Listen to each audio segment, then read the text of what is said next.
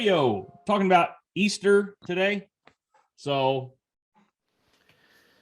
what do you think is the biggest difference in the way we celebrate Easter here in Sweden compared to what they do over in the States? Probably it's different in different places of the States, but I mean, what's the big general difference nationally?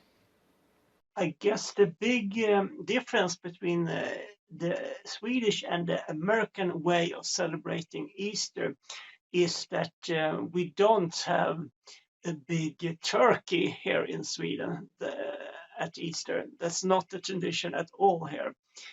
So that's the big difference. Johannes thought that you were eating turkey, and I thought not. well, okay, so it depends on the family tradition. Really, the turkey is not off limits on Easter, but we usually, our family has always done ham or a big thing of like homemade chicken noodles. That's just our family. But a ham was always one thing. Turkey, we never really, I don't remember having a turkey on Easter, but I'm sure there is families that do. But it's normally not, around Thanksgiving and stuff. That's even, they talk about turkeys even in the news and stuff like that. So you kind of have this more cultural thing. For Easter, they don't really talk about that. I think it's more ham, but maybe that's just our area too. So what I would imagine, what I see as one of the bigger difference from what I know, Sweden and America is actually Good Friday, the traditions around that. Because you have this view, like in the name, you have this view that you already know. You spoil. you know yes, that was the best Friday for all of mankind, and that's like the day of triumph. Yeah. But in Sweden, it's called Långfredag, Long Friday, and I mean, now it's just still in the name. Yes. But if you go like one generation back, if you were in a home of believers, Long Friday wasn't fun at all. It was like the day that Christ is suffering. It was like disrespectful to even, Yes. You should just contemplate and mourn, Yeah. And if you go like, this has, of course, diminished as the church lost its grip on the nation. But if you go like another generation back, even non-religious were like, Long Friday was very, very boring. Yes. Yeah. Well, that would be like it back a couple generations in America, where even if you didn't go to church, you still sang the Christmas hymns. Not Christmas songs like Jingle Bells, but the Christmas hymns about joy to the world. You still sang it because it was a cultural thing as well. Yeah, but that's at least nice. Just sitting and contemplating and not be allowed to do anything whatsoever fun. That's a tradition nobody in Sweden is missing, I think. Yeah. Yeah, that would but be kind of... it becomes a big contrast to the rest of the Easter because it's so boring. Yeah. But I actually think that would be kind of nice in a way, because especially nowadays in America, everybody's so busy, but if it was still cultural to take the day and sit and contemplate in silence, man. Yeah, it's like everything was closed in Sweden on that day. Like it was, even if you wanted to do something fun, you couldn't. Yeah. That would be actually kind of nice. One of the most banned of all banned things was carpentry. You just can see why. You wouldn't handle like wood and nails and hammers on that day. It would seem like. And the thing is that I guess the Lutheran Church inherited from the Catholic, and they have this church year. And in that way, in a way, it's a reenactment. I mean, the church year starts with Advent, waiting for not the second coming, but the first one. We go back in memory. Yes. And then we have Christmas, and then the church year ends with judgment, the judgment Sunday, and for all these Sundays there are different texts, like Yes. Like in the Swedish state church, Yeah. like you have like 3 years that go in to fit all the texts they wanted in. They needed 3 years, and it's like one from the Gospels, one from the epistles, one from Old Testament prophets, and so it's like and I was raised very Pentecostal in a way, or it was like my dad wasn't big on rituals at all. So and I mean, we come from we call it the free churches.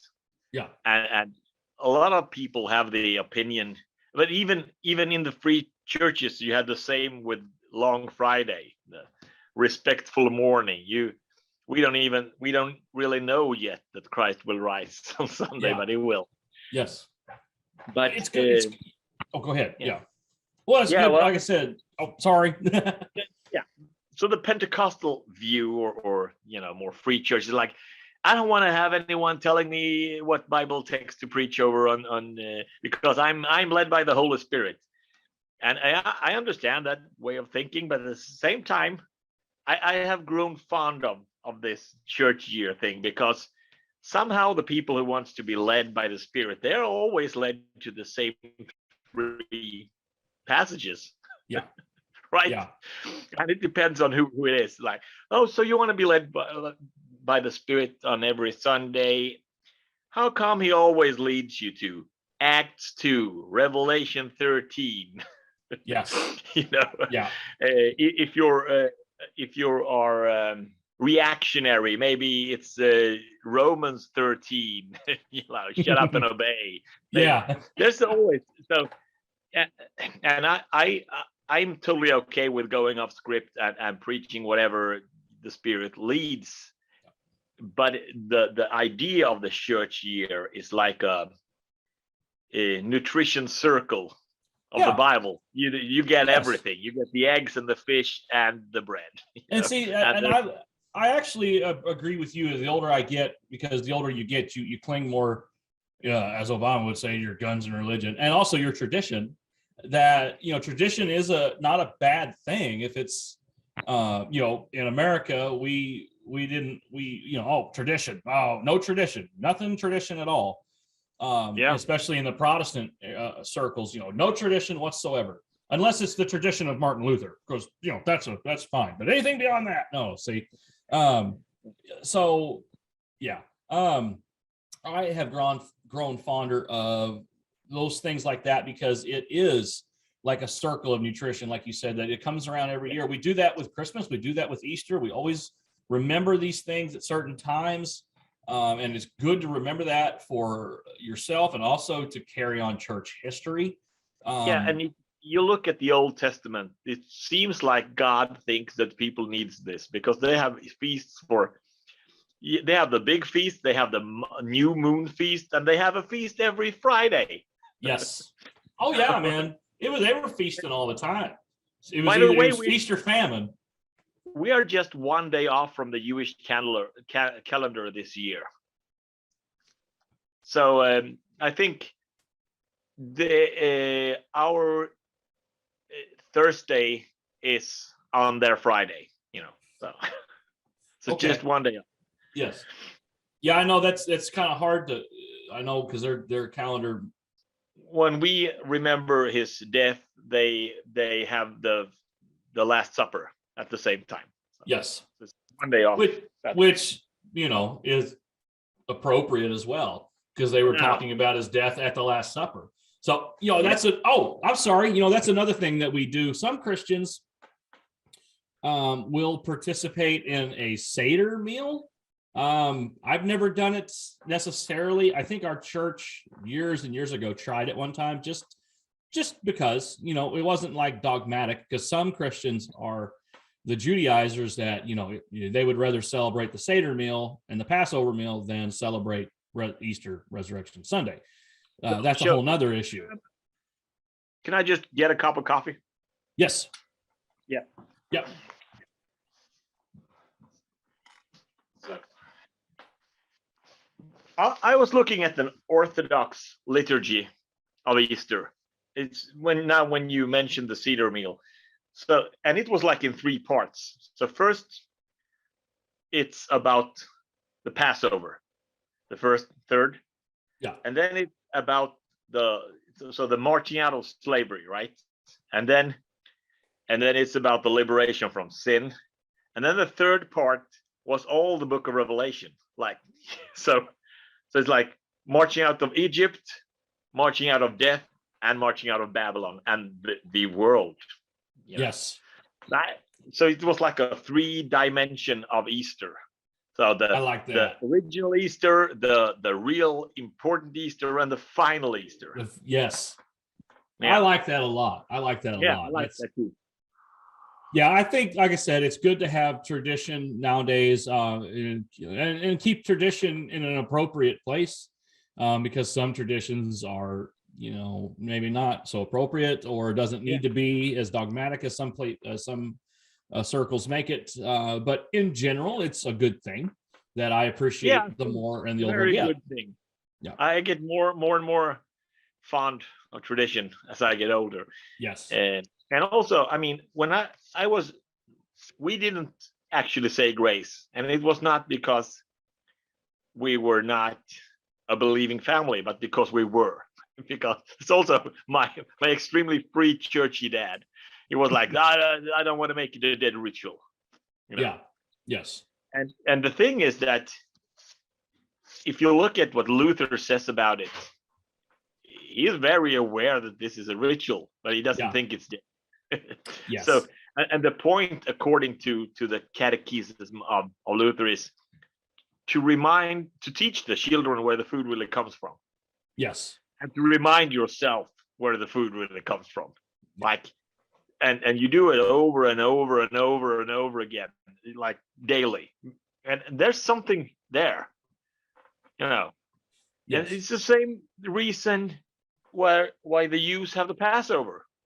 Why do we eat this meal, Father? Well, a long time ago, and they do it every year. Well, and that's. I have a thought on that, and I want to finish with that on our Easter talk. But with saying grace, you do it every day.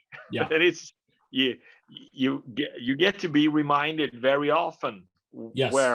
Who actually grows the food? It doesn't make itself, and it's not you. You put seeds in the ground. You don't make food. True. And that's what I want to. That's what I want to finish on that thought on our Easter talk here on Freedom Radio, because I've been reading. I've been going through the book of Joshua, and they cross the Jordan River. The Jordan River dries up. They march across triumphantly and go over to Gilgal, and then march on Jericho. But what do they do as they march through the dry river? Joshua was told by the Lord to go get stones out of the middle of the river and set them up so that the future generation, when they see the stones, why are these stones here? Let us tell you why. So it'll be a lasting memorial for the future generations so they can tell their kids what God did for them, and a physical representation of that. There's a lot of those heaps of stones in the Old Testament. This is a witness between us that blah, blah, blah. Yeah. Yes. Thank you for joining us, and God bless your work. And we're always glad to talk to you. I'm sorry Logan couldn't be here today, but he'll see you, even if you don't see him. Thanks for having the opportunity to be a part of your show and program. God bless and have a great day.